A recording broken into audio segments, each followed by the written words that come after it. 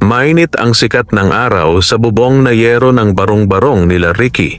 Sa loob, halos mahulog na ang lumang kisame sa kalumaan at ang hangin ay mabigat sa alikabok at amoy ng nilulutong tuyo sa maliit na kalan. Maaga pa pero gising na agad siya. Nakaupo sa bangkong kahoy habang nanginginig ang kamay sa pagbibilang ng natitirang pera sa lumang pitaka. 50 piso. Tiningnan niya ang nanay niya na si Linda, payat at may guhit ng pagod sa muka, ngunit pilit pang nakangiti habang nag-aayos ng almusal na lugaw para sa mga nakababatang kapatid ni Ricky. Dalawa ang kapatid niya, sina Junjun at Liza, parehong payat din at madalas kulang sa baon sa eskwela. "Ricky, magkano na lang ang pera natin dyan, anak?" Mahinang tanong ni Linda habang hinahalo ang lugaw. Napakagat si Ricky sa labi. 50 na lang, Nay. Hindi pa kasama ang upa sa bahay at kuryente. Tumango lang ang kanyang ina. Saglit na napatigil sa pagkilos. Kita ni Ricky ang muling pagkinang ng luha sa mata nito, pero agad din iyong nawala nang pilit na ngumiti. "Sige lang anak, kakayanin pa. Basta magdasal lang tayo." Tumayo si Ricky at kinuha ang lumang bag na tela. Tiyaga ang puhunan niya sa araw-araw. Nagtatrabaho siya bilang helper sa talipapa, nagbubuhat ng sako ng bigas at kahon ng gulay kapalit ng maliit na kita. Kumakapit siya sa pag-asang balang araw may magbabago. "Nay, dadaan po ako kina Tia Belen mamaya," sabi niya habang inaayos ang tsinelas. "Baka pwede po akong makahiram kahit konti para sa kuryente at sa matrikula ni Liza." Tahimik si Linda saglit bago tumango. "Kung gusto mong subukan anak, pero huwag mong masyadong asahan. Alam mo namang marami rin silang iniintindi ho." Umiling si Ricky. Sa isip niya sigurado siyang kaya ng mga kamag-anak nila. May mga negosyo, malalaking bahay at sasakyan. Madalas siyang makakita ng mga litrato nilang nagbabakasyon sa mga beach, nakapost sa social media sa tindahang may libreng wifi. Ngunit kahit isang beses, wala ni isa sa mga kamag-anak ang lumapit sa kanila para mag-alok ng tulong. Pero ngayon, kailangan na talaga. Kailangang kumapit kahit sa munting pag-asa. Lumapit si Liza at mahigpit na niyakap si Ricky mula sa likod. "Kuya, huwag ka masyadong mapagod ha. Gusto kong makapagtapos para matulungan din kita balang araw." Hinaplos niya ang buhok ng kapatid. "Oo naman Liza, balang araw babangon tayo. Makakaahon din tayo sa hirap na ito. Pangako ko yan sa inyo ni Junjun at kay nanay." Lumabas siya ng bahay, dala ang mabigat na puso at magaan na pitaka. Sa kalye, maraming maingay na tricycle, mga batang naglalaro at mga tsismosa sa tindahan. Sa gitna ng magulong umagang iyon, tahimik na nanalangin si Ricky habang naglalakad. "Diyos ko, bigyan mo naman kami ng pagkakataon, kahit konting liwanag lang." Matalim ang sikat ng araw nang makarating si Ricky sa malaking bahay ni Tia Belen. May mataas itong gate, may CCTV sa gilid at may nakaparadang 2 sasakyan. Kumalam ang sikmura niya, hindi lang dahil sa gutom, kundi dahil sa kaba. Pumindot siya sa doorbell. Ilang segundo ang lumipas bago lumabas ang kasambahay. "Sino po sila?" tanong ng babae. "Si Ricky po, pamangkin ni Tia Belen. Pwede po ba siyang makausap?" "Sandali lang ha." Maya-maya, narinig ni Ricky ang yabag ng takong sa sementadong sahig. Bumukas ang gate at lumabas si Belen, nakabatang damit, may hawak na cellphone at halatang may minamadali. "Oh, Ricky, ano na namang kailangan mo?" tanong nito. Bakas ang inis sa boses. Pinilit ni Ricky ang sarili na ngumiti. "Tia, pasensya na po sa abala. Kailangan lang po sana naming ng konting tulong ni nanay. Naputulan na po kami ng kuryente at malapit nang habulin si Liza sa school kung hindi makakabayad ng balance." Tumawa si Belen nang may pangmamaliit. "Ayan na naman kayo. Puro kayo hingi. Wala na bang iba? Wala bang trabaho ang nanay mo?" May sakit po si nanay sa likod kaya hindi na po siya makapaghanap buhay. Ako na lang po ang kumakayod. Pero kulang pa rin po. Kahit konti lang po sana, tiya. Babalik ko rin kapag gumaan-gaan na po. Napatingin si Belen sa kanya mula ulo hanggang paa. Maraming nakarinig na kapitbahay at napalingon, nag-aabang ng mangyayari. May ilan pang palihim na nakatawa. Ricky! Ricky! Sambit ni Belen, sabay iling. Alam mo, kaya kayo ganyan kasi hindi kayo marunong magsumikap. Tingnan mo ako. Nagsimula rin ako sa wala pero hindi ako puro asa sa kamag-anak. Trabaho ang puhunan, hindi kakapalan ng muka. Namula ang tenga ni Ricky sa hiya. Alam niyang nagsusumikap siya pero tila walang halaga iyon sa harap ng tiyahin. Naramdaman niyang nanginginig ang kamay niya sa galit at sama ng loob pero pinigilan niya ang sarili. Tiya, nagtatrabaho naman po ako. Hindi lang talaga sapat. Nagbabaka sakali lang po kami. Biglang nagtaas ng boses si Belen. E di dagdagan mo ang trabaho mo. Ang dami riyan, mag-deliver ka, maglako ka sa kalye. Huwag dito sa harap ng bahay ko nagmamakaawa. Ayokong isipin ng mga kapitbahay na umaasa sa akin ang pamilya mo. Hindi ako bangko. May ilang tao sa kalsada ang napangiti at may mga pabulong na komento. Ramdam ni Ricky ang mga tingin nila. Parang mga kutsilyong tumatagos sa balat. Sige na, umuwi ka na. Ang aga-aga, stress na agad ang dala mo, sabi ni Belen at itinaboy siya palayo. Hindi na nakapagsalita si Ricky. Napayuko na lang siya at tahimik na lumakad palayo. Sa bawat hakbang, parang may bumabigat na bato sa dibdib niya. Hindi lang iyon hinggil sa pera, kundi sa hiya at pagkapahiya sa harap ng maraming tao.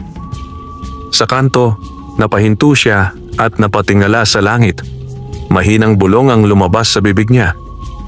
Kung ganito lang lagi, hanggang kailan pa ba kami magtitiis? Makalipas ang ilang araw, lalo pang sumikip ang mundo ni Ricky. Mas maraming utang, mas maraming suliranin. May mga naniningil na dumaraan sa bahay at si Linda ay lalong nanahimik, tila ayaw nang magdagdag pa ng bigat sa anak. Isang gabi, pauwi na si Ricky mula sa talipapa. Pagod ang katawan niya, nangingilo ang likod at amoy isda at gulay ang kanyang damit. Pagdaan niya sa isang sari-sari store, napansin niya ang mga taong nagsisiksikan sa harap ng maliit na bintana kung saan binebenta ang mga lotto ticket. Loto na naman, narinig niyang sabi ng isang lalaki. Sana naman ako na ang palarin. Napahinto si Ricky at napatingin sa maliit na karatula na may jackpot amount. Milyon-milyon. Napailing siya. Para lang sa may sobra ang ganyan. Para sa may pera na pwedeng ipambili ng ticket kahit araw-araw. Pero nang ipasok niya ang kamay sa bulsa, naramdaman niya ang nag-iisang lukot na 100 piso na natira mula sa kita niya. Itinabi na dapat niya iyon para sa bigas kinabukasan. Ngunit sa loob ng puso niya, may kumislap na kakaibang damdamin. Paano kung ngayon na ang pagkakataon ko? Paano kung minsan sa buhay ko, sumugal naman ako sa panibagong pag-asa? Umupo siya sa gilid ng tindahan at nag-isip. Naririnig niya pa rin sa isip ang mga salitang binitiwan ni Belen. Tamad, umaasa, makapalang muka. Sumikip ang dibdib niya. Gusto niyang patunayan sa sarili na mali sila. Na kahit minsan, may pabor din ang tadhana sa gaya niya. Pinaghehele ng hangin ang gabing iyon at sa ilalim ng dims na ilaw ng poste, tumayo si Ricky. Lumapit siya sa tindera ng loto na nakasuot ng kupas na blusa. Ate, pabili po ng loto ticket, mahina niyang sabi. Nagtaas ng kilay ang tindera. Sige, anong kombinasyon? Napatingin siya sa kalye, sa mga numerong nakapaskil sa sari-sari store, sa ilang batang naglalaro ng holen. Naalala niya ang birthdays ni Nanay, Junjun at Liza. At ang araw na namatay ang tatay niya. Yun na lang po, sabi niya sa sarili. At isa-isang isinulat ang mga numerong iyon sa papel. Pagkakuha niya ng ticket, parang may kakaibang gaan sa dibdib niya. Wala pa rin kasiguraduhan, pero kahit paano, may hawak siyang munting pag-asang di gaya ng dati. Nang gabing iyon, dinala niya ang tiket sa bahay, ipinatong sa ilalim ng unan, at bago pumikit, mahigpit niya itong hinawakan. Nagdasal siya ng mas mahaba kaysa dati. Hindi lamang dasal ng isang taong nangangailangan, kundi panalangin ng isang pusong sawang-sawa na sa kahihiyan at pagmamaliit ng mga tao sa paligid. Sumunod na gabi ang draw. Sa radyo sa tindahan malapit sa kanila, sabay-sabay na nakinig ang mga tao sa announcer habang binabanggit nito ang mga lumalabas na numero. Si Ricky, nakatayo sa labas, hindi mapakali. Basa ng pawis ang palad niya kahit malamig ang hangin. Ang unang lumabas na numero ay pamilyar na pamilyar. Birthdate ni Liza. Napalunok siya. Sumunod ang pangalawa, petsa ng pagkamatay ng kanyang ama. Namilog ang mga mata ni Ricky at parang nawala ang ingay sa paligid. Ang pangatlo ay birthday ni Junjun. Ang pangapat ay araw ng kasal ng kanyang mga magulang. Ang panglima at pang-anim, parehong may kahulugan sa kanya. Isa-isa, tumugma. Halos hindi siya makahinga. Kumakabog ang dibdib niya para bang may gusto ng kumawala. Nang marinig niya ang huling numero at matiyak sa isip na eksaktong-eksakto ang kombinasyon, napaatras siya na parang binuhusan ng malamig na tubig. Ako ba yon? Tanong niya sa sarili. Ako ba talaga yon? Narinig niya ang ingay ng mga tao. Ang iba'y napamura sa pagkadismaya, ang iba'y nagtawanan. Pero si Ricky, nakatayo lang, hawak ang bulsa niya kung saan nakatago ang maliit na papel na biglang nagbago ng halaga. Mula sa 10 piso, naging milyong-milyon. Umuwi siya na lumulutang ang pakiramdam. Binuksan niya ang pinto ng kanilang bahay at nadatnan sina Nanay, Junjun at Liza na kumakain ng tinapay at kape. Anak, bakit ang tahimik mo? Tanong ni Linda.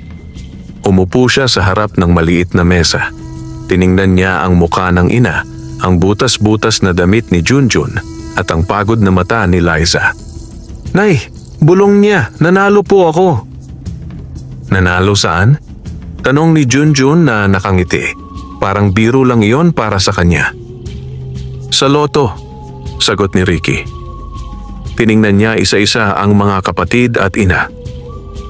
Nanalo po ako sa loto, yung jackpot.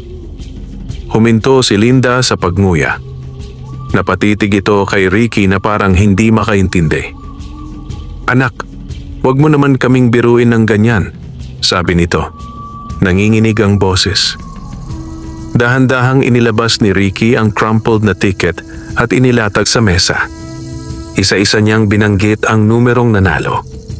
Nang gamitan niya ng maliit na ballpen at check, napahawak si Linda sa dibdib at napaiyak. Totoo ba ito, Ricky? Anak, totoo ba ito? Lumapit si Liza at niyakap si Ricky ng mahigpit.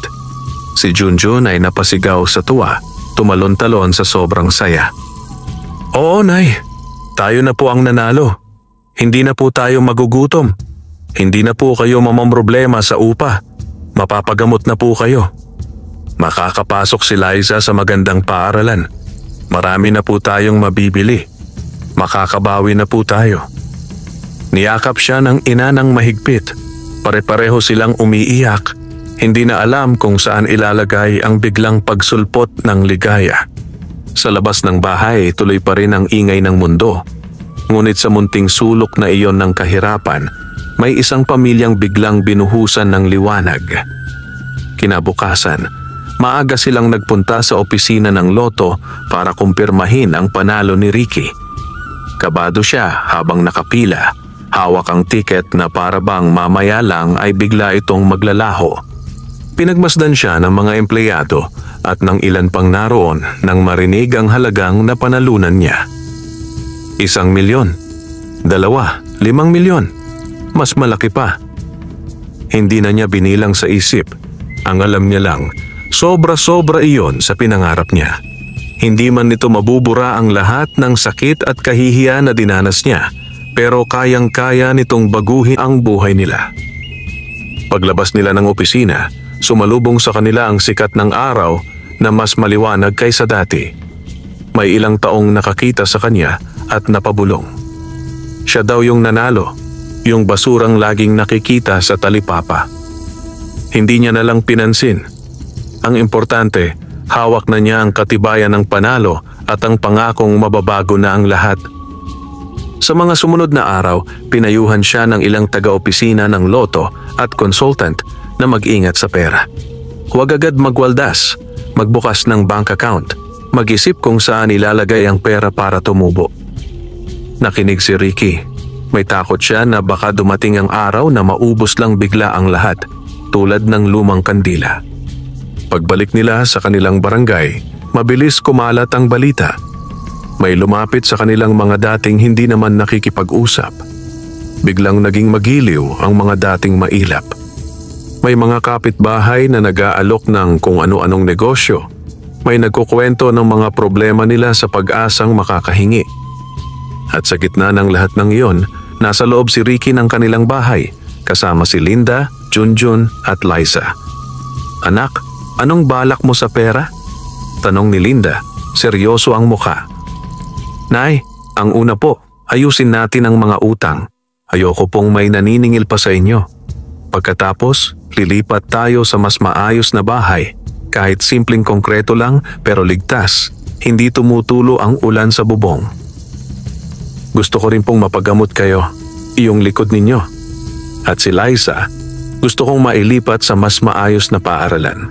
Si Junjun naman, kung anong gusto niyang kursong kunin balang araw, susuportahan ko." "At ikaw?" tanong ni Linda. "Ano ang para sa sarili mo?"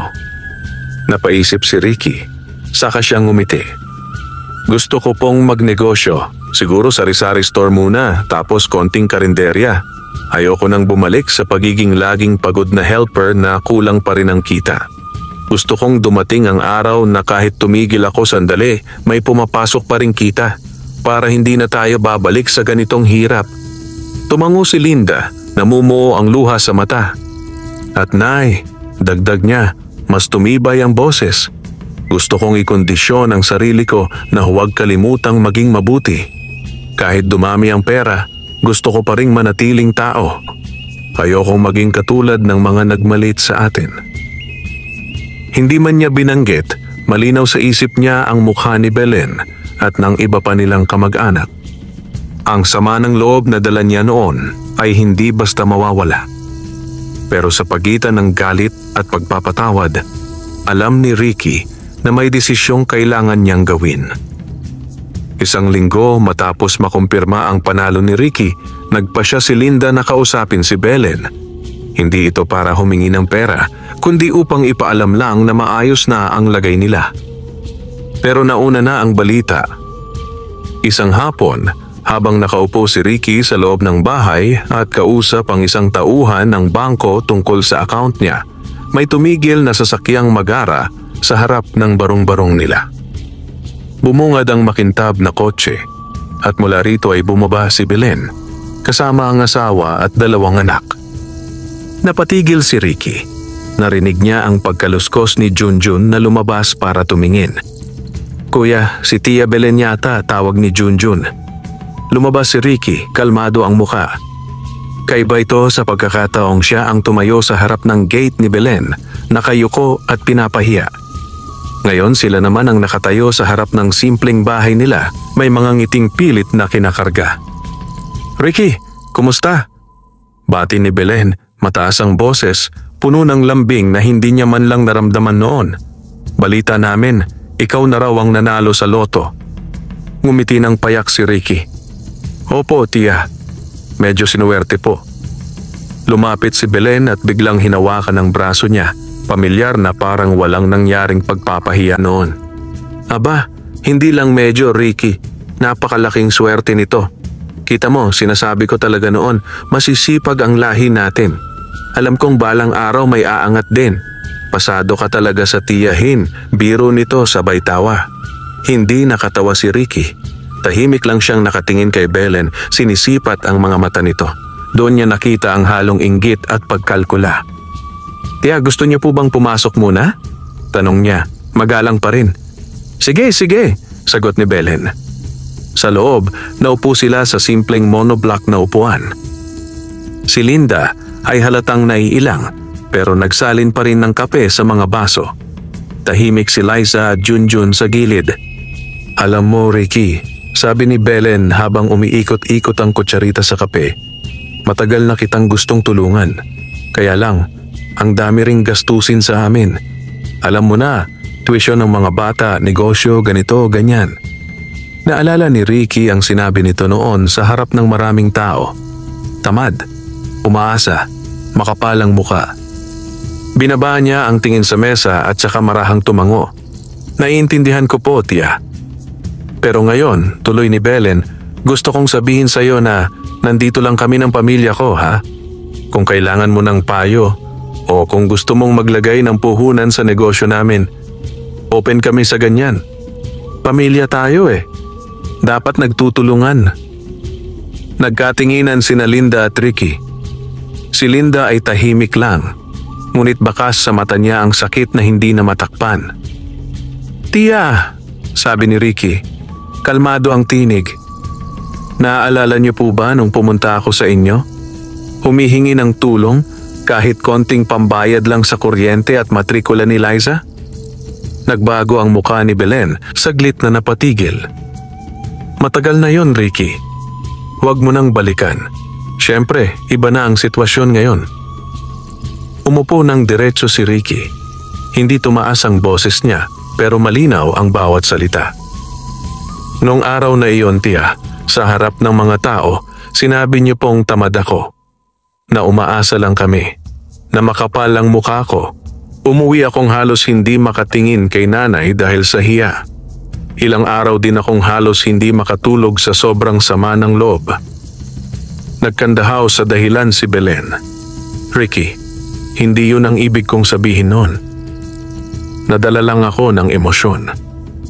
Siyempre kung alam ko na mangyayari ito, ibang-iba ang magiging trato ko. At doon nga po siguro pumapasok ang problema," sagot ni Ricky. "Dahil noong walang-wala kami, wala akong nakita kundi pagmamaliit at panghuhusga. Ngayon na may pera na ako, sa kanyo po ako naaalalang pamangkin. Tahimik ang sala. Kahit ang tiktak ng lumang orasan ay parang lumakas." "Tiya," patuloy ni Ricky, "hindi po ako nagtatanim ng galit, pero natuto po ako.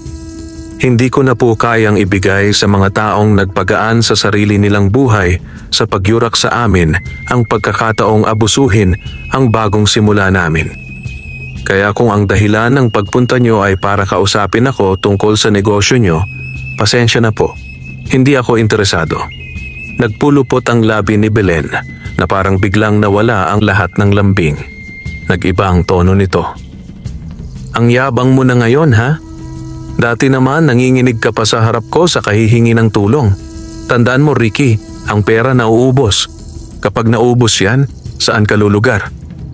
Tumingin si Ricky ng diretso sa kanya. "Kapag naubos ito, tiya, babalik ako sa trabaho. Pwede akong bumalik sa talipapa, pwedeng maghanap ng iba pang hanap buhay. Sanay po akong magsimula sa wala. Pero ngayon, kahit maubos ang pera, sisiguraduhin kong hindi mauubos ang respeto ko sa sarili. Yun po ang natutunan ko sa ginawa ninyo sa akin noon." Hindi na nakaimik si Belen. Tumayo ang asawa nito at nagyayang umalis. Nang lumabas sila ng bahay, mas malakas pa sa kulog ang tampang nakasulat sa mukha nito. Sa isip ni Ricky, hindi iyon pagtataboy sa kamag-anak, kundi pagtatakda ng hangganan. Sa paglipas ng mga buwan, maingat na ginamit ni Ricky ang kanyang pera. Pinayuhan siya ng isang financial advisor mula sa bangko kung saan niya inilipat ang malaking bahagi ng kanyang napanalunan. Nagbukas siya ng ilang maliit na negosyo. Isang sari-sari store sa bagong inuupahang bahay nilang gawa sa konkreto, isang karinderyang pinangalanan niya sa kanyang ina, at maliit na paupahan sa likod ng kanilang lote. Unti-unti, lumago ang mga ito. Hindi man siya bihasa sa negosyo, naging puhunan niya ang kababaang loob at pagiging bukas sa payo. Sa karinderya, madalas siyang tumulong maghugas ng plato at mag-serve ng ulam. Kilala siya ng mga suki bilang mabait na may-ari na hindi marunong mang-abuso ng empleyado. Si Linda, matapos maipagamot ang likod, ay nagagawa ng kumilos ng mas maayos. Tumutulong siya sa pagkaasikaso sa tindahan at paminsan-minsan ay nagluluto ng espesyal na ulam na dinadayo ng mga tao. Si Liza ay nakapag-enroll sa mas maayos na paaralan. Naging masigla itong mag-aral, inspiradong balang araw ay maging guro o doktor. Si Junjun naman ay nagpakita ng talento sa pagkukumpuni at balang araw, pangarap nitong magtayo ng sariling auto repair shop. Sa gitna ng lahat ng ito, hindi nagbago si Ricky sa pananamit. Simple pa rin. T-shirt, pantalon, tsinelas. Bumili siya ng motorsiklo pero hindi ng kotse. Ayaw niyang masyadong lumayo sa kung sino siya noong wala pa siyang pera. May mga ibang kamag-anak, maliban kina Belen, ang nagsimulang lumapit din. May mga magalang, may mga halatang pakitang tao, may mga nagkukwento ng malulungkot nilang buhay, nagbabakasaling makahingi ng malaking halaga. Si Ricky, natutong makinig pero hindi agad magbigay ng sobra. May ilang tinulungan siya. Matandang pinsan na may sakit, kapitbahay na matagal nang mabait sa kanila kahit wala pa siyang pera, mga batang gustong mag-aral ngunit kapos sa baon. Ngunit laging may hangganan, laging may plano. Hindi basta-basta. Isang gabi, nakaupo siya sa harap ng kanilang bagong bahay, nakatingin sa langit. Malamig ang simoy ng hangin. Pinagmasdan niya ang mga bituin at naalala niya ang mga gabing dati na halos wala siyang ibang kausap kundi ang tahimik na kalangitan. Ngayon nga ba ay mas masaya na talaga ako? Tanong niya sa sarili. Mas magaan ang buhay, oo. Mas marami na silang makain, mas maayos na ang tulog, hindi na sila kinakabahan kapag may kumakatok sa pinto. Pero sa kaloob-looban niya, may bakas pa rin ng lungkot tuwing naaalala ang mga taong unang nagmaliit sa kanila. Dumating si Linda at umupo sa tabi niya, may dalang tasa ng kape. Anak, simula nang nanalo ka, ang dami nang nagbago. Pero napapansin kong maraming gabi kang tahimik at malalim mag-isip, sabi nito. Napangiti si Ricky, bahagyang humigop ng kape. Nay, iniisip ko lang po. Buti pa nga yung ibang taong halos hindi natin kaano-ano. Sila pa ang marunong rumespeto at tapat na nakikitungo. Samantalang yung mga kamag-anak na unang dapat na nasa tabi natin noong wala pa tayong pera, sila pa yung nanguna sa pananakit. Ganyan talaga minsan anak, sagot ni Linda. Hindi lahat ng dugo ay tunay na pamilya. Minsan, yung mga taong walang koneksyon sa dugo, sila pa ang nagiging tunay na tahanan. Huminga ng malalim si Ricky. Niyakap niya ang ina sa balikat. Basta, Nay. Hanggat nandito kayo, sapat na sa akin yon. Hindi ko man mabago ang ugali ng ibang tao, sisiguraduhin ko naman na hindi ko hahayaang lamunin ako ng sama ng loob. Isang araw, may imbitasyon na dumating kay Ricky mula sa barangay hall.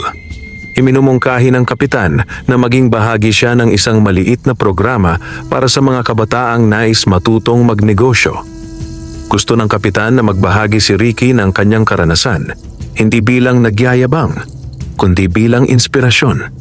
Nawari niyang kakaiba na siya ngayon. Dati, halos hindi siya pinapansin. Ngayon, hinihingan siya ng payo. Nag-isip si Ricky ng matagal bago pumayag. Ayaw niyang mapagkamalang nagyayabang. Ngunit naalala niya ang maraming kabataang tulad niya noon. Pagod, hikahos at walang makapitan. Kung may maririnig silang kwento ng pagbangon, baka makatulong sa kanila yun. Sa araw ng programa, napuno ang barangay hall. May mga estudyanteng high school, ilang out-of-school youth, at ilang magulang.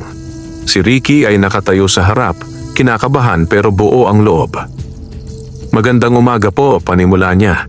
Ako po si Ricky. Dati po, tagabuhat lang sa Talipapa at halos araw-araw ilang piso lang ang naiuwi ko. Tinitigan niya ang mga mukha sa harap niya at nagpatuloy. Hindi ko po ikakaila, nanalo ako sa loto. Malaking bagay yun, oo. Pero bago yon, at kahit pagkatapos nun, sinubukan ko pong manatili sa kung sino ako. Maraming tutuksong lumala, magwaldas, maging mayabang. Marami ring mag-aakalang pera na lang ang sukatan ng tao. Ikinuwento niya kung paano siya pinahiya ni Belen, kung paanong sa kabila ng lahat pinili niyang baguhin ang takbo ng buhay nila nang hindi nadadala ng galit. Hindi niya binanggit ang buong pangalan ni Belen, ni detalye, ngunit malinaw ang pangaral na nais niyang ihatid. Ang punto ko po, sabi niya, hindi pera ang magpapasya kung sino kayo. Ang tunay na puhunan ay ang pagkatao ninyo. Kung dumating ang biyaya sa inyo, tatayong mas matatag yun kung pinaghandaan ninyo na ang sarili ninyo sa hirap pa lang. Matapos ang talumpati, maraming lumapit sa kanya na kabataan. Nagtatanong kung paano magsimulang mag-ipon, magbenta, magtayo ng maliit na negosyo. Naroon din ang isang dalaga na nagsabing naiinggit siya minsan sa iba. Pero ngayon ay napagtanto niyang mas mabuti ang dahan-dahang pag-asenso kaysa biglang yaman na nauuwi sa wala. Sa gilid ng barangay hall, may pamilyar na mukhang palihim na nakamasid. Si Belen iyon, tahimik, hindi lumalapit. Nanlaki ang mata niya habang pinapakinggan ang mga papuri kay Ricky. Hindi na yon pinansin ni Ricky, hindi dahil gusto niyang magpasikat sa harap ng tiyahin, kundi dahil natutunan na niyang hindi ang tingin nito ang magtatakda ng halaga niyang tao. Lumipas pa ang panahon. Naging mas matatag ang mga negosyo ni Ricky.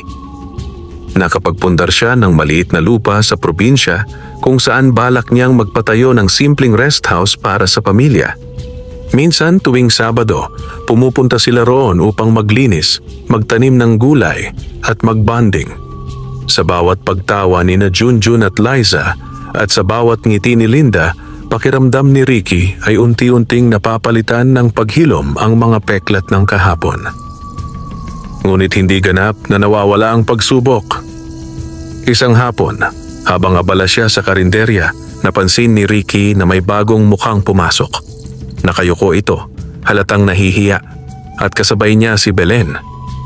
Napahinto sa ginagawa si Ricky. Si Belen ay bakas pa rin ang yabang sa postura, pero ang kanyang kasamang lalaki, na halos kasing edad ni Ricky, ay halatang pagod at bagsak ang balikat. Ricky, bati ni Belen, mahina ang boses ngayon. Si Mark ito, anak ko. Nabalitaan mo na siguro na nagsara yung isa naming negosyo. Narinig na yon ni Ricky sa mga chismis sa barangay. Nabaon daw sa utang si Belen at ang asawa nito nagkamali sa ilang venture at ngayon ay nangangapa. Naupo sila sa isang mesa. Tahimik si Mark, hindi makatingin ng diretso kay Ricky. Bakit po kayo napadayo rito? Tanong ni Ricky. Suminghot si Belen at sandaling nagayos ng buhok, parang nahihirapan sa sasabihin. Ricky, hindi ako sanay humingi ng pabor, pero ngayon napilitan akong lakasan ang loob ko. Yung anak ko nawalan ng trabaho. Nagkakanda ko ba siya sa paghahanap pero wala siyang makuha. Baka pwede mo naman siyang tanggapin kahit sa isa sa mga negosyo mo. Kahit helper lang sa karinderya o sa tindahan. Sumagi sa isip ni Ricky ang araw na iyon na siya ang nakatayo sa harap ng gate, nagmamakaawa, at si Belen nakaupong parang reyna na nagtataboy sa kanya pauwi. Tumingin siya kay Mark na namumula ang pisngi at halatang nahihiya sa sitwasyon. Kumusta ka, Mark? Tanong ni Ricky. Mahina ang tinig ni Mark. Pasensya ka na, Ricky. Alam ko ang nangyari noon sa inyo ni Mama. Sa totoo lang, nahiya nga akong sumama rito. Pero wala na kaming ibang mapuntahan. Tahimik si Ricky. Sa loob, may bahagyang kiliti ng paghihiganti na parang tukso. Kaya niyang sabihing hindi na siya tumatanggap ng empleyado. Kaya niyang suklian ang panghahamak na natanggap nila dati. Ngunit naalala niya ang gabing nagdasal siya, ang pangakong hindi siya papayag na lamunin ng sama ng loob. Tumingala siya sandali. Huminga ng malalim at saka tumango. May bakanting pwesto sa bagong binuksan naming mini grocery, sabi ni Ricky. Kailangan doon ng taong marunong makihalubilo sa mga tao, hindi madaling mag-init ang ulo at marunong tumanggap ng payo. Kung kaya mo yon, Mark, pwede kita i-hire. Hindi malaki ang sahod sa umpisa, pero maayos na trabaho iyon at may chance ma-promote. Nagningning ang mata ni Mark.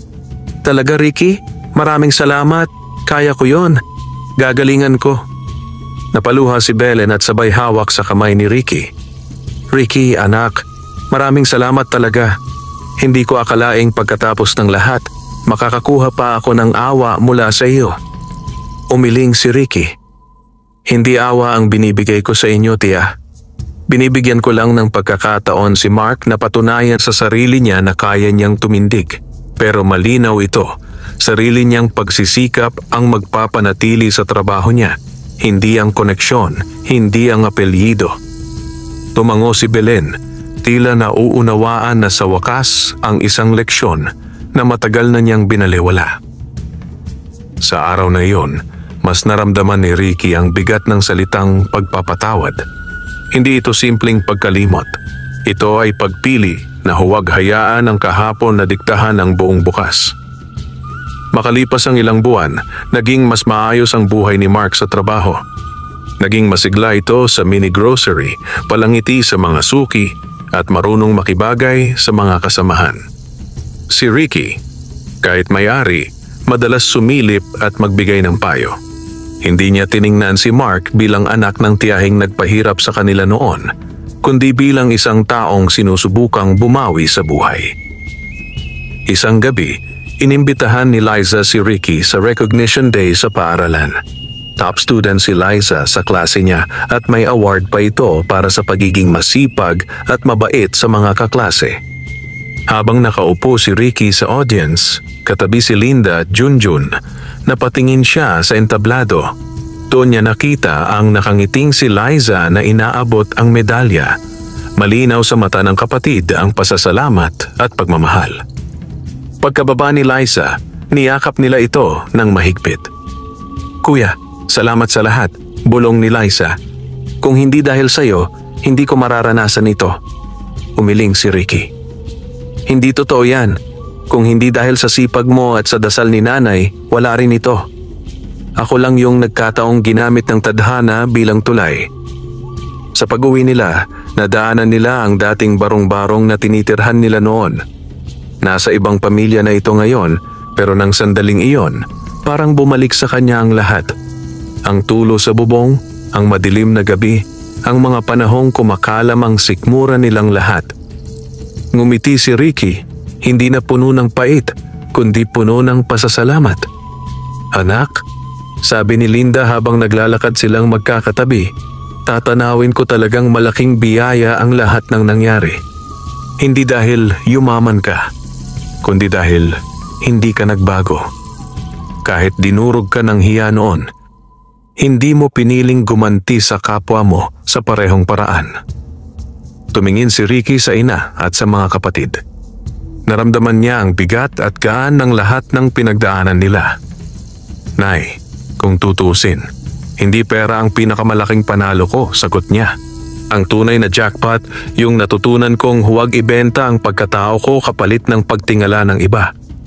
Mas mahalaga sa akin na tumatahimik ang konsensya ko tuwing gabi kaysa sa dami ng laman ng bank account ko. Sa gabing iyon, naglakad sila pa uwi sa kanilang bagong bahay. Wala nang bakas ng lumang kahihiyan sa mukha ni Ricky. Ang naiwan na lang ay bakas ng isang taong nagdaan sa apoy at lumabas na mas matibay. At kahit pa maraming taong nagbago ang tingin sa kanya dahil sa pera, alam ni Ricky sa puso niya na ang pinakamahalagang tingin ay ang nakikita niya sa salamin tuwing umaga. Isang taong minsang hinamak pero hindi nagpatalo. Minsang nagpumilit, humingi ng tulong ngunit natutong tumayo sa sariling paa. Habang pinapanood niya sina Junjun at Liza na nagtatawanan at ang ina niyang mas magaan na ang kilos kaysa dati, napapikit siya sandali at nagpasalamat. Sa Diyos. Sa tadhana. Sa lahat ng sugat na nagturo sa kanya kung paano magmahal, magpatawad at magpahalaga sa sarili. Wakas.